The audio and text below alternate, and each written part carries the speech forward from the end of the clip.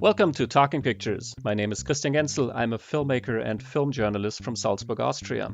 Talking Pictures is a podcast series in which I talk to the people who made some of my favorite movies. Just like in our last episode, today's guest is not a filmmaker, but a novelist. In our last episode, I spoke to Rob MacGregor, who wrote several Indiana Jones novels at the beginning of the 90s. This time, I'm talking to writer Max McCoy, who continued the series from 1995 to 1999 with 4 original Indiana Jones stories, starting with Indiana Jones and the Philosopher's Stone, and continuing with Indiana Jones and the Dinosaur Eggs, The Hollow Earth, and The Secret of the Sphinx. Before his Indy series, Max had already written several novels in the Western genre, including The Sixth Rider, Sons of Fire, and its sequel Home to Texas. After the Indiana Jones books, he wrote several other Western novels like HELLFIRE Canyon, DAMNATION ROAD, or the Ophelia Wylde Paranormal Mystery series and the Ghost Rifle series. But also thrillers like HINTERLAND, non-fiction books like Elevations, a personal exploration of the Arkansas River, and the novelization of the Steven Spielberg-produced TV series Into the West. Max has won not only several awards for his novels, including 3 Spur Awards, but also for his investigative reporting, because in his other career, Max also works as a journalist, and for many years taught as a professor of journalism at Emporia State University in Kansas.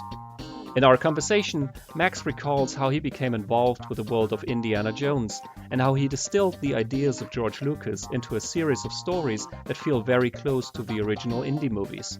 He discusses the importance and the appeal of the Indy character, the input from Lucasfilm, and some of the ideas that didn't make it into his novels. He also talks about his research process, his literary influences, and much more.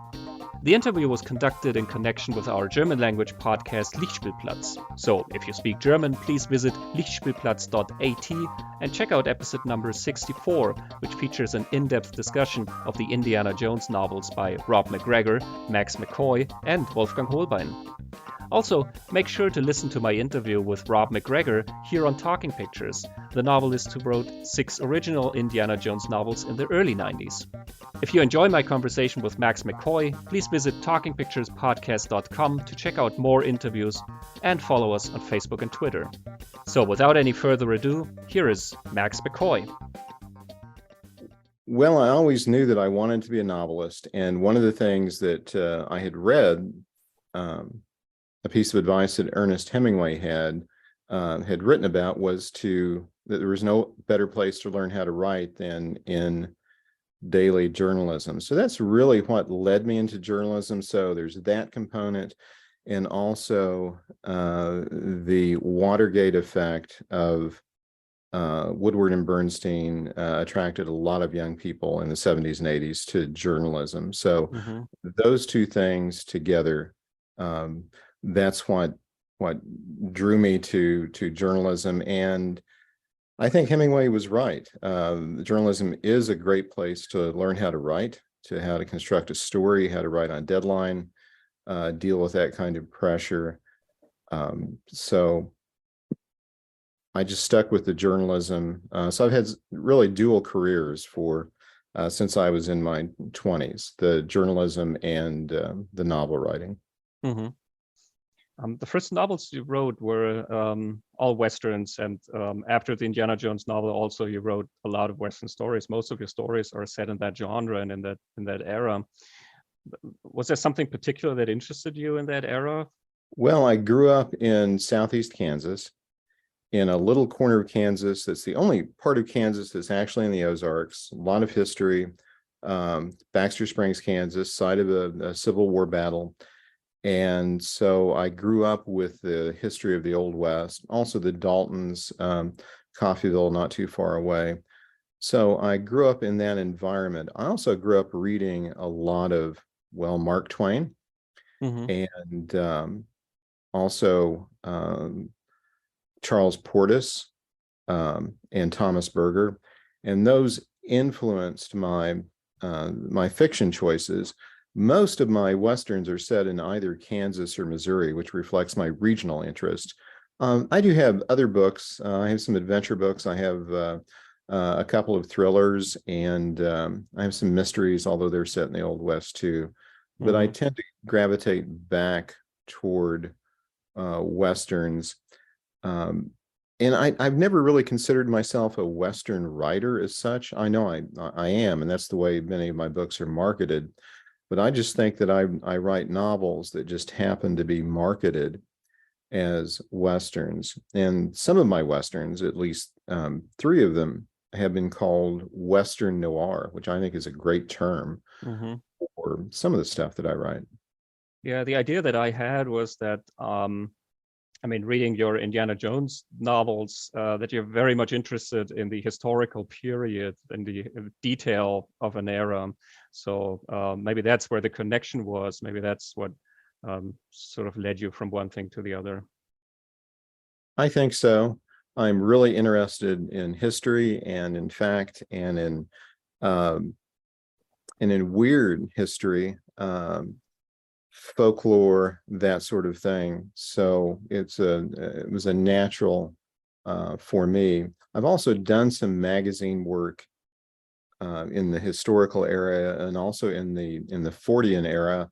I'm not sure, Christian, if you're familiar with a British magazine called Fortean Times. I've heard of it, yes. Yeah, I think it's the best magazine in the world, and I think I'm one of 2 subscribers in Kansas. And I started reading that quite a while ago, of course, named for Charles Fort, the inveterate clipper of strange and weird news. And then he was an American, but Fortean Times is a British publication, and I've written several pieces for them, not anything recently, but that reflects my interests in the odd, the bizarre, the occult. Some of that helped with the Indiana Jones books. And it's not that I am a believer in conspiracy theories or extraterrestrials visiting us or being kidnapped. I like reading about it and thinking about it, but it's not that I subscribe to any particular viewpoint when it comes to UFOs or those sorts of things. I certainly have an open mind. I will say that I have not. I am not convinced. I would like to be a believer, but I haven't seen the evidence yet. I'm not saying it's not out there, but these are areas that are fascinating, from crop circles to cattle mutilations to, yeah, you name it. And it's great fun. Yeah, in that sense, I guess Indiana Jones is the perfect hero for you, because he always has to deal with these things, with the supernatural, but he's always the skeptical. He's always saying, oh, okay, there must be some rational explanation for this. Yeah, that's interesting, because when I got the assignment from Doubleday Bantam and I had to write a sample chapter for the first Indy book, which became the first chapter in my first book. I found the research easy. I found the mindset easy because I'd already had a background in those historical things about World War II and the passion for artifacts, etc. So that came pretty easy to me. But also what I realized is that Indiana Jones shares something with other wildly popular genre entertainment, in that it is set in our world, but there's always a hint of the otherworldly in it. There's always a hint of the supernatural. And it's like, Robert E. Howard's Conan, swords and sorcery. The swords are most of it, but then the sorcery is the thing that makes it work. And so with Indiana Jones, it is that question of whether there are these otherworldly things that influence us, and then that's what I think really makes Indy work. Do you know why you got the assignment to do them? Was there a competition between different writers, or? Well, Rob MacGregor, as you know, was the first, and he kicked off the books, and then I wrote. After I wrote a couple of novels for Doubleday, a couple of Westerns, and got some attention, won some awards. And then my editor at Doubleday liked the way I handled action. And he said, well, we've just gotten the license to do 4 original Indiana Jones novels. to continue them rather, and would you be interested in doing it since I like the way you handle action? And I said, sure. And I can remember way back when the first Indy movie was released, Raiders of the Lost Ark, and I saw it in a drive-in theater in Joplin, Missouri.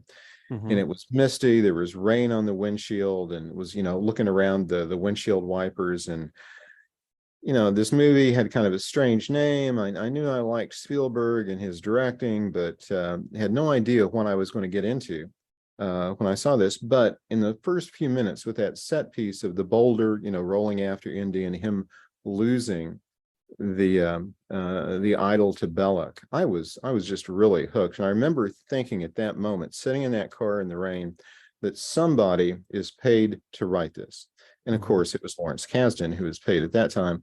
But I remember thinking how wonderful that would be. And then not too many years later, I was asked to contribute to that world, which I found it to be an incredible honor. It was demanding in some ways, always rewarding. And I'm certainly glad I had the opportunity. And that's just, rarely do dreams come true, but this is an example where one of my dreams actually did come true. Yeah, I can imagine. Did you go back to the movies and study them and, look at individual scenes and moments and such? I did. After I got the invitation to write a sample chapter, I spent a weekend, and I at that time there were only the 3 movies, and so I rented all 3 movies and binge watched them over and over several times, taking notes. And I'd already had a pretty good grasp of Indy, and I'd already knew about George Lucas and his use of Joseph Campbell's The Hero's Journey in Star Wars, and you can see this in Indiana Jones too. So I had a pretty good working knowledge of that. But when I did is I sat down and absorbed the movies and tried to get the tone of the novels right. And the tone was really the hardest thing, because there was some disagreement between or among Lucasfilm and my editor and Bantam and me about what the tone should be. And the question was, are these books children's books? Are they for young adults, or are they adult fiction? And I always lobbied that they should be adult fiction. So we sort of compromised as things went on. There were some chapters out of some books that were dropped because either the publisher or Lucasfilm felt that they were just too advanced, and they were afraid that it might offend some younger readers. So when people still ask me, are these young adult books? And I say, not really. And that's the way I look at them. Because I think about, the first Indy movie, it was pretty dark. The first movie was really dark, and then they started softening by the time of, certainly the second one and the third one. And so the character and the tone changed a little bit. Still had Indy, he was still himself, but that first one, with the set pieces, I say, when the boulder rolls after him, Indy is not probably someone you would want to have a drink with in that first at least in the first 20 minutes of that movie. He's a pretty dark character. He's a tomb raider. He does shady things. And then he does have an arc, of course, through the 3 films. And this is one of the reasons that when I had the choice of setting my novels, I wanted them to be set in the years immediately prior to 1935, in the time period of that first Indy movie. Yeah, it is an edgier Indy that you have in your novels. He's accused of being a grave robber a couple of times, and people when they meet him, like, already in the first book where he's being introduced to that society by Marcus Brody, and the head of the society says, "Yeah, I've heard of your adventures, and how dare you, try and join our organization." Right. How would you describe Indiana Jones as a hero? That's a good question, and I'm going to have to buy some time while I think about that. How would I describe him as a hero? Well, he certainly followed Joseph Campbell's monomyth in terms of what we expect from a hero, and that is that he's called into something that is larger than himself. He has to sacrifice, that he has to discover inside himself what it is to succeed. He has a fear that he must confront. In Indy's case, it's, well, in the first movie, it's snakes. So there's that. I do think that Indy follows the monomyth really well, Christian. Also, in terms of comparing him to other action adventure heroes, he's a little bit of James Bond, and this was what Lucas and Spielberg had in mind. Not too far over in James Bond, but a little bit Saturday afternoon serial. We get some of that, but he manages to transcend all that as a character. I mean, how many characters can you think of that have worldwide recognition? And Indy is certainly among them. Harrison Ford did a great job of bringing those personal touches and the human touches to the character. But what Lawrence Kasdan and George Lucas and Steven Spielberg came up with in the first movie was nothing short of it's genius, and it suited the mood and suited our taste for popular entertainment entirely, because Indy has relatable flaws. He has we can understand many of the things he does and how he feels, and particularly in the first movie, he is motivated by greed mostly, and then that evolves into a classic struggle between good and evil. So Indy has to find the good within himself, which he eventually does. And this was the challenge for continuing the story, is Indy has a pretty clear arc in the first three movies. And then what do you do after that? And this is the part that I was brought in. And how do you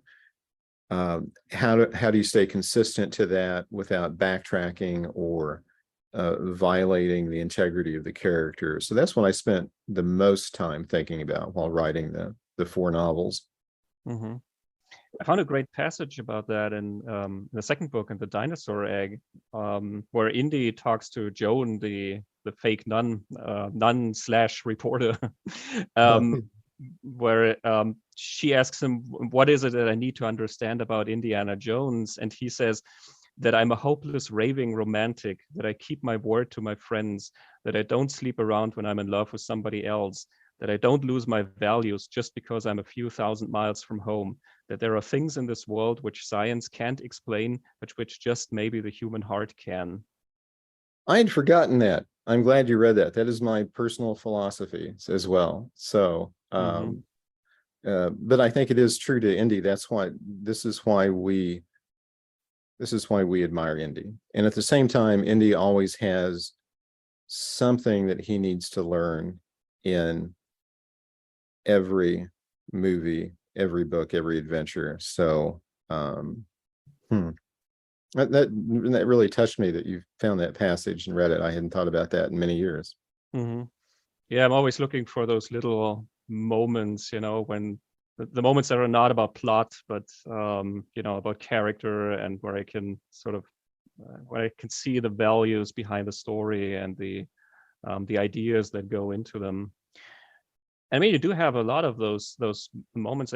Each one of your stories sort of has a little philosophical question in it, so to speak. I mean, the first one, that's right at the beginning, when Indy talks to Marcus Brody, and he's sort of questioning the whole. Well, basically what he's doing is questioning the idea of archaeology, and Marcus Brody says, well, we have to learn about the past so that we won't repeat the mistakes. And then he says something very interesting too, is that maybe it doesn't feed our stomachs, but it feeds our souls. Thank you. Yeah. I was going through a really rough period of my life while I was writing those books as well. So there were some things that were that writing the novels and allowing these conversations helped me personally get through. And I won't bore you with what I was going through. And it was normal stuff. Okay. It was normal life Mm, stuff, relationship stuff. So, but some of that did come through pretty clearly, I think in the books. hmm When you sort of structured the books, did you know in advance that you were going to write 4 books and then sort of laid out the story as that structure that you have now? I did. I knew from the start that it would be 4 books. That was what the contract was. And I sketched them all out and had to get the ideas approved by Lucasfilm. I'd gotten the Bible for Indy, which was a huge binder and some other supplemental binders that was everything that was known about Indy at the time Hmm. and the things that Lucas wanted to do with Indy. And of course, there have been things like the Young Indiana Jones Chronicles and all those different derivations of that, derivations, pardon me. And so I had a challenge of what do I consider actually canon with Indy.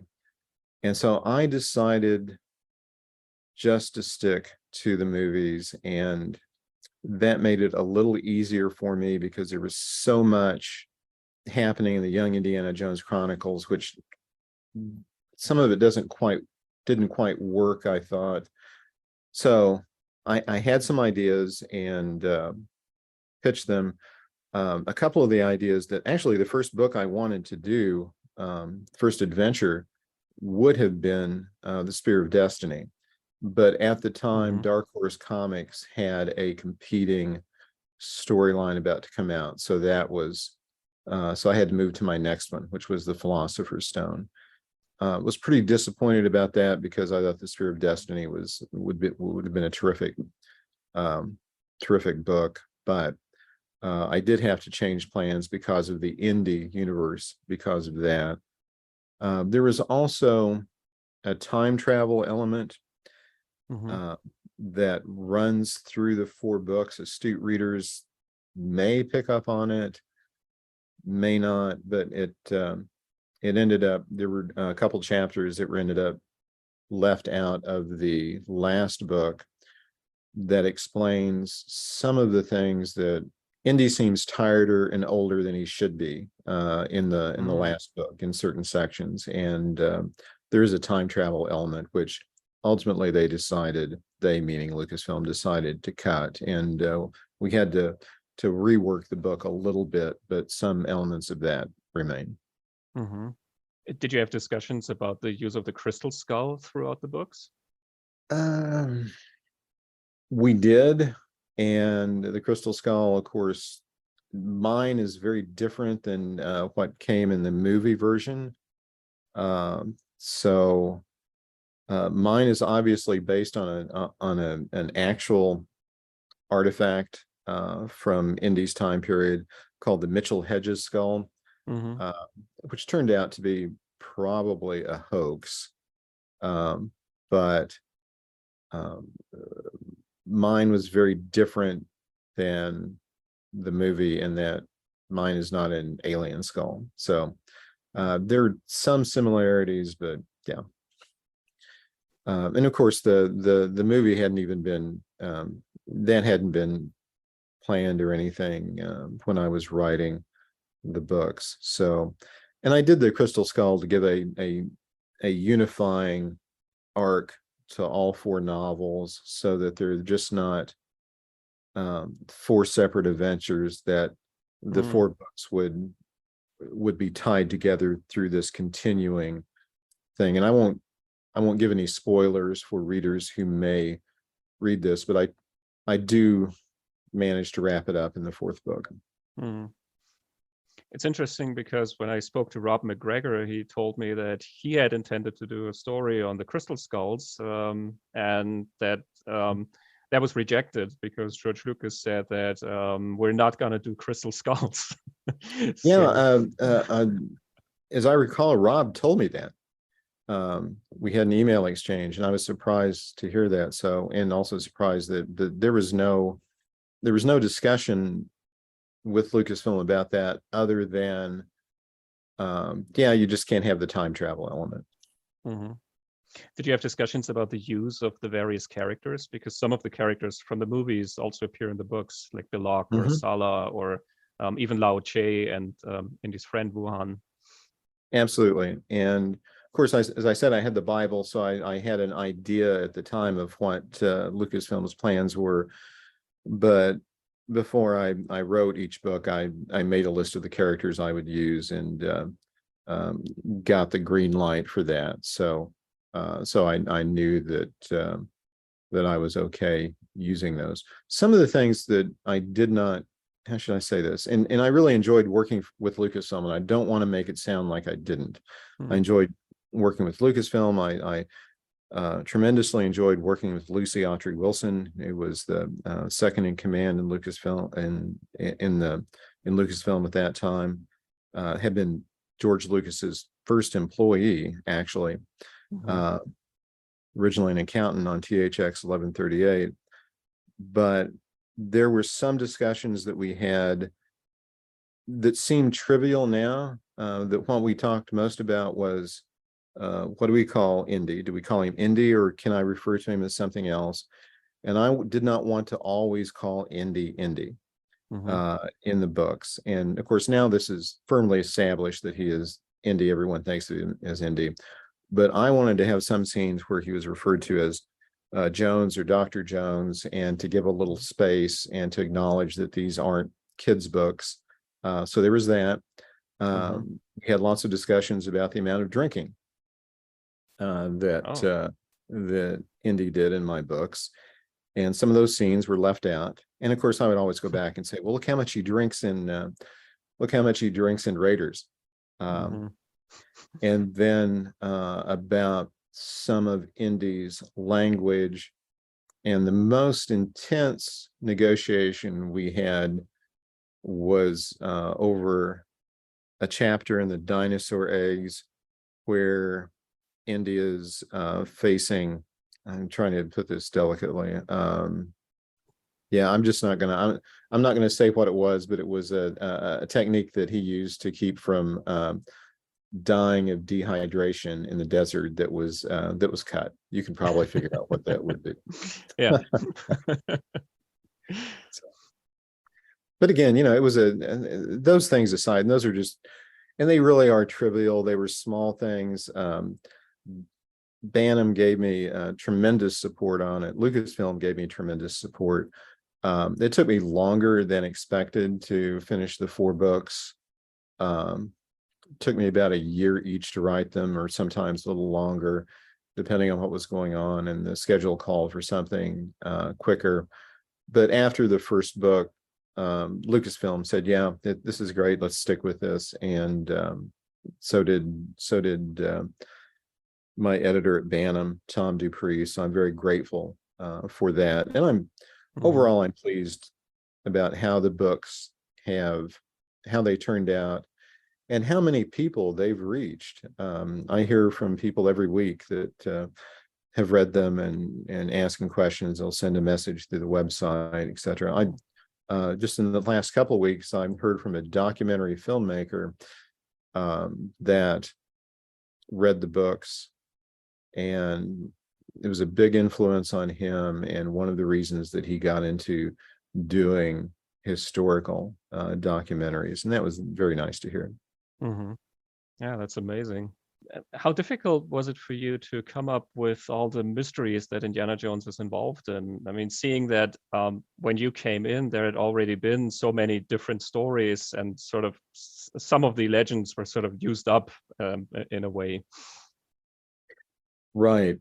Well, as I said, I wanted to do the Spear of Destiny, which I think was a great MacGuffin. And Dark Horse did a good job with it. I'm not saying they didn't. It was just at the same time, I had a list of 25 or 30 such mysteries that I think would work that had not been used. And I still have that list. And There's still a dozen of them that are really good. Some things work better for Indy than others, and of course, Ark of the Covenant is the best. Holy Grail is one of the best. But there's still a few out there that would work really well, I think. So not everything has been used up. I think there's a problem with Indy when you get past World War II, that the stories do not work quite so well as in the adventures set before World War II. I think Indy is a character that probably does not translate well to a post-modern world. So, and some of the artifacts, and I think there's still Indy stories to be told, and I still think there are good artifacts for Indy to go after. I'm not sure with the changes in terms of ownership and Disney and all of that, whether this is the right time, but Disney's a wonderful character. He's certainly, we need the Indy character in some ways, and the ways in which I think we need Indy as a culture, not just American culture, but worldwide, is that he fulfills the idea of the monomyth by giving us something to aspire to. Here is someone who is challenged by great odds and eventually overcomes them, and that gives us hope. I mean, it's hard to leave any of the Indy movies without a sense of hope, because good does overcome evil. And that sounds simplistic, but having written some of the adventures and having tried to figure out how that happens in a way that does not seem hackneyed or Pollyanna-ish, it's important. And it's what keeps us, going back to the movies. It's what keeps us reaching for novels. Not that good will always triumph, certainly, but that it reinforces the idea that there is a structure in the universe where the arc bends toward justice and progress and the good, not the evil. And I think that's what it gives us, and particularly when we are in uncertain times, like the entire world is in uncertain times now. Of course, even more uncertain than normal. Indy represents some values to be emulated. That he uses his considerable talents on behalf of things that are bigger than himself, for causes that are just. He's often helping those who don't have any advocates or any allies, and sometimes he is the only thing that stands between us and disaster. So yeah, I'm thinking of a scene in I think in the dinosaur egg, where they feed the starving children, and I think Indy's companion says, well, if we give away our food like this, we'll be eating rats in no time. And Indy answers, better to eat rats than to live as a rat. So I think that speaks to those values that you're talking about. Thank you. And you know the books much better than I do at this point. You're obviously prepared, and I love that you've read them. Sometimes I go back to the books and look at them and think, gosh, did I really write that? And then of course I did, but sometimes I forget what's in them. So it's nice to be reminded. Thank you. So what about the process when you wrote those stories? Can I ask you about or just basically the technique that you use to map out the story, or do you do outlines? How did you sort of structure everything? I tried to structure them as screenplays, frankly. had some experience with screenplay, so I know the screenplay structure, and that's what I used. And that helped. I tend to think in terms of scenes rather than chapters. So when I would do, and still do with my books, is I will write scenes down. And I still use index cards. I know this sounds really old-fashioned, but I will write scenes as they come to me down on index cards. And then I will rearrange them later to try to get the right pace and the rhythm. And I will decide where the inciting incident is, where the end of Act 1 is. And the end of Act 1 is a really important turning point. If the end of Act 1 doesn't work, the rest of the book falls apart, unless you're doing a 4-act approach. And I did that, I think, in one of the books. But the end of Act 3 is really important. And then you figure out, and then the long middle is always the most problematic. How do you keep interest going? How where does this lead up to? And then your Act 3. And so after I would have the index cards, then I would write an outline. And then I would usually, and this is true of me with other books as well, I would usually stick pretty close to the end of the outline and the end of Act 1, and then beyond that, and then somewhere in the middle, I would have to come up with something that was better than I imagined at the time, because it just turned out to be too dull or not working. So the middles tend to take off on their own, and things tend to happen that weren't in the outlines or weren't envisioned. And then I end up where I wanted to be in the beginning when I wrote the scenes out and was thinking about the structure.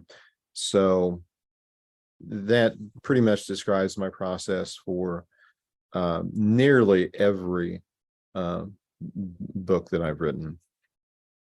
Mm-hmm. How about your research? How much research do you do? I mean, there's a lot of historical detail, mythological detail. At which point does the research play into that structure? Ideally, you should do the research first, or enough of the research so that you know which direction the story is going to be, because you could run across a fact that's going to wreck everything if you've used if you haven't done enough research. I love to do research, and research is the fun part for me. I would do research. If I didn't have deadlines, I would just keep doing research and never actually get around to writing anything. This is how much I like the research, and it is so much fun. It has changed a little bit with the internet, in terms of there are more things that are accessible, but they are often not as rich or as deep as you would like. So, and that's changing. It depends upon your research techniques. I'll give you an example rather than talking in generalities. One of the things where the internet has really helped with the research is the digitization of newspapers and the availability of looking up newspapers online. And I pay for a couple of different subscriptions for online databases for newspapers. Being able to look up newspapers from the 19th or the early 20th century with just a few clicks, whereas before you would have to go to libraries and usually a state historical society and look up on microfilm and microfiche, etc. So that's been an advantage, and I really like that.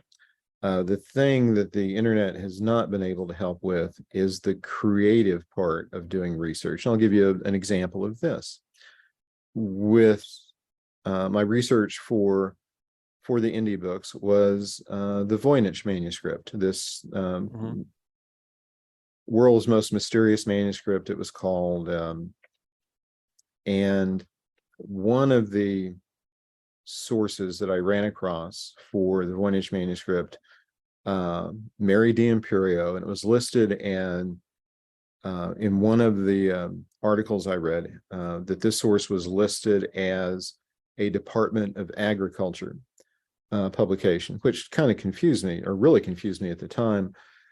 So I filed some interlibrary loan requests at my local library, and this was back in the 90s, for this particular publication, and came up with nothing, and did more research, and then worked with, and by the way, I really love librarians. They are essential to what to what we do. Worked with my local librarian, interlibrary loan specialist.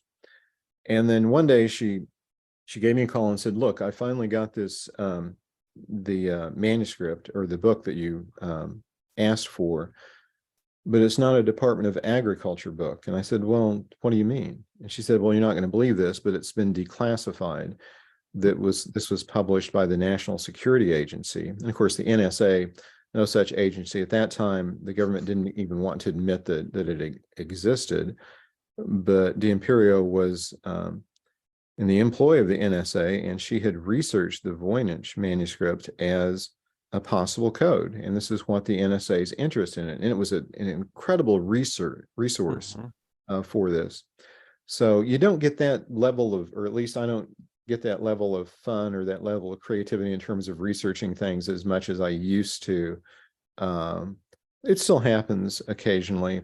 It might take the form of an email now or something rather than interlibrary loan request, but it does require a certain amount of persistence and willingness to find sources that perhaps others haven't. And this is one of the things that I talk about in the afterwards to the Indy books. So I do think I recount that story. Was that something that you wanted to do, the afterwards with the historical research? Right. I asked to do that. I thought they were, I thought it was important. I'm glad I did them. It gave me a chance to, at the end of each novel, to speak in my own voice, to talk about the actual research that went into it, to pose some questions. One of the questions I posed, does magic work? Which I didn't have an answer for that. And from the readers, I hear that they have really liked the afterwards as well. And it gave me an opportunity at the last one, at the end of the fourth book, to say now I'm passing the hat and the whip. So, which was good. Yeah, and it also sends you in a way onto a journey when you sort of see, oh, okay, this person really, this is fact, and this is based on something from the actual world. And so it sort of sends you to the library, or these days onto Wikipedia, I guess, but to sort of start more research on the background of the stories, which I've always liked about the Indiana Jones stories. Thanks. Yeah, that's what I'd hoped. And it's also an opportunity to engage in, as I said, I love the research, and I loved sharing some of that as well. Now, in your books, you also mention many different writers. I mean, at the beginning of our conversation, you already mentioned Mark Twain, and he gets a mention in one of the books. And you also mentioned the Coleridge poem, Kubla Khan, and you mentioned Noel Coward and Jules Verne, and I think you have a Ulysses quote somewhere in there. So a lot of different writers. Are those the writers that sort of that you admire, that inspired you to write? They are largely. Certainly Mark Twain, Joyce, the others. I'll tell you where the most influential set of books in my writing career came from my home growing up in Baxter Springs, Kansas. And we were a lower middle class family. I mean, we always had plenty of food, but it was tough in many other ways. But my mother was an inveterate reader, and she had a antique secretary that had been passed down through the family, and it had a little bookshelf in it. It's one of these, it's like a poor person's version of a roll top desk, except it had a fold down leaf that you could write on, had pigeonholes for letters, and had a space for an inkwell. And over at one side, it had a little bookshelf. And my mother had probably 20 books. And this is where I began my reading career. And those books included things like, well, there was Mark Twain. There was The Complete Sherlock Holmes by Conan Doyle. There were some contemporary novels. There was The Godfather. There was a book about scuba diving, a novel set against the background of scuba diving called Go to the Widowmaker by James Jones. and there was a Saturday Evening Post that had a unpublished Mark Twain story or an unfinished Mark Twain story first published. And these were all very influential. Oh, and also another Saturday Evening Post, I think from 1968, that had an excerpt of True Grit. So this really was where I formed my taste for fiction, and also had some trashy novels. And by trashy, I don't mean pornographic. I just mean some very cheap popular novels. Forever Amber, for example, was one of them. Another one was The Foxes of Harrow by Frank Yerby. Really mass market potboiler type things. And I really enjoyed The Foxes of Harrow. That was a fun story. So this was the beginning of, and I was reading these things, I was 10, 11, 12. And then I went on to the public library and found more, but that really was the core of my reading experience. So Mark Twain, Conan Doyle.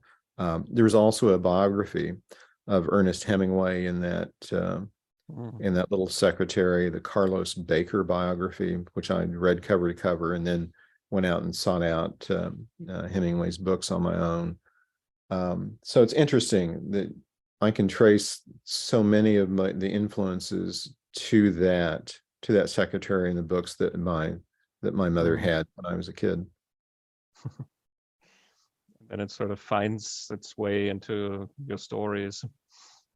In many ways, yes, it certainly has. And I think I've, as you mentioned, I talk about a lot of other writers in the indie books, and all of those were fairly significant.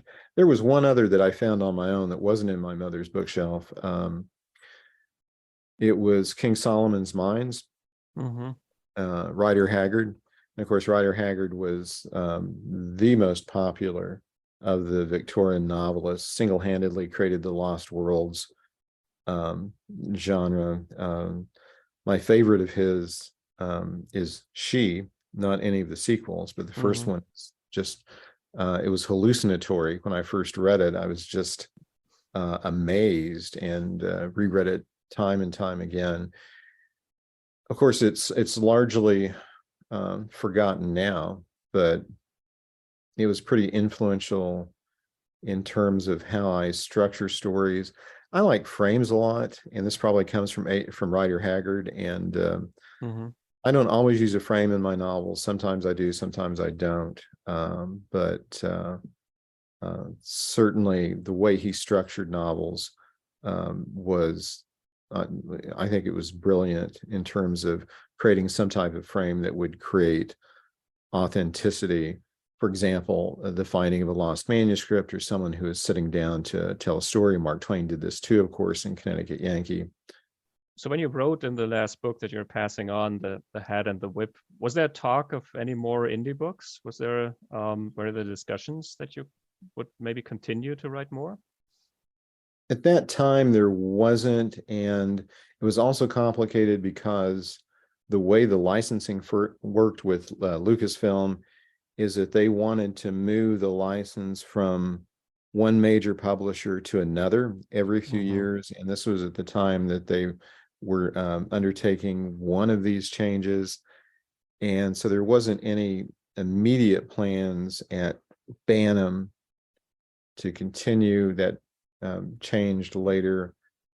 Having done the indies at the time, I was ready to move on to other things. And of course, there were other books I was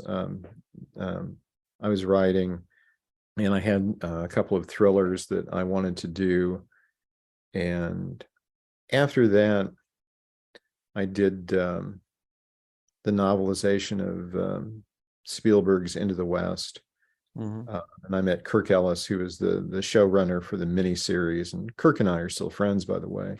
And that was a great experience. So, but I didn't want to just do indie forever. And at the time, I thought that I had said everything that I needed to say in that world, and was always mindful of the fact that I was playing in somebody else's world, that this was George Lucas's and Spielberg's and Kasdan's creation, although Lucas owned the licensing, but they all created it. and I wanted to do something more original. The question I get asked often is, would I do another indie book?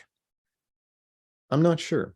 It would depend upon how much freedom I had, and if I had as much freedom as I did for those 4 books, the answer is maybe. Hmm. Yeah, I mean, since you mentioned that you have so many other ideas for for Yeah. artifacts that Indy could go and look for, I mean, that's sort of a tease. But after your books, there weren't really that many more indie books. They stopped doing them for a while, and then when the Crystal Skull came out, they did a few more. I think they did one regular book, The Army of the Dead, and a couple of more children-oriented versions of indie books. But that was it, and I haven't seen anything, in relation to the 5th movie now. Yeah, I haven't either. So I keep expecting that, but I haven't heard anything. Mm-hmm. Did you read the reviews when the books came out? Of mine? Yeah. Yeah, and I think as movie tie-ins, they didn't get large reviews. A lot of fan sites did that, a lot of fanzines, and I think mostly they got it right. And I was glad that reviewers seemed to recognize that the tone was consistent with Raiders. But yeah, that's one thing that when I look through the reviews that are on the web now, I think most people agree that you really nailed the Harrison Ford character and just the flavor of the indie stories. Funnily enough, I found one review that absolutely hated, I don't remember which book it was, but for the reason that Indiana Jones says that he was never married. And in one of the Rob MacGregor books, obviously he gets married and then the girl gets killed. But so that's the reason that he finds the book absolutely despicable. right.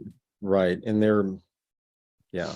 And this has been a while ago. There were reasons, I think, that, and I was aware in MacGregor's book, but there are reasons why Indy said that. But yeah, it's fine. I mean, but you have to like that people take it so seriously. So that's a good sign. And you can't please everyone. And there are people out there who know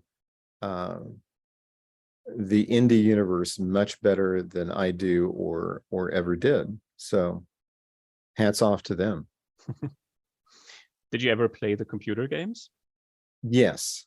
And was disappointed in them because I think it's hard to capture the essence of what indie is in a computer game. And when I say disappointed, I don't mean that I thought they were badly done or and I'm trying to think of the one that I played, The Infernal Machine. Am I getting that correct? I think yeah.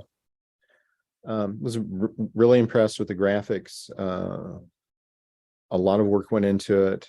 I know a lot of people loved it, but I'm not sure that indie translates to a computer game well. Yeah, there was an earlier one called Fate of Atlantis, where Indy finds the Oh yeah. lost continent Atlantis, and that one was really good. It was an Did you play adventure it? type.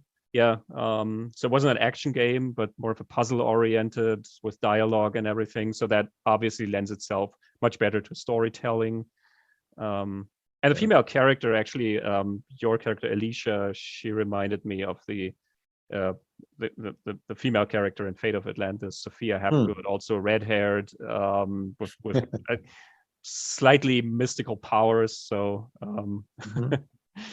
it's kind of a nice fit, I guess. It's sort of the archetypal indie girl. That's interesting. Indie girls. Do we have indie girls like we have Bond girls? Maybe. I always thought Marion is just a tremendously fascinating character. I would have liked to have back in the original, and maybe it's better that we didn't get it, but back in Raiders, I would like to have seen more of that backstory. Maybe it was just better just alluding to it, but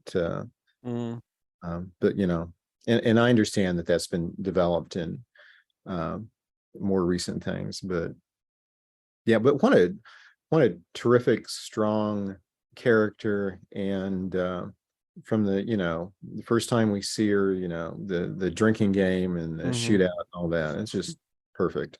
Yeah, it's true. I mean, she's amazing. And it was one of the really the beautiful things of Crystal Skull when she came back, and Right. she still had that sort of rapport with Harrison Ford, and it was so really beautiful to see the two of them together. Absolutely. Yeah.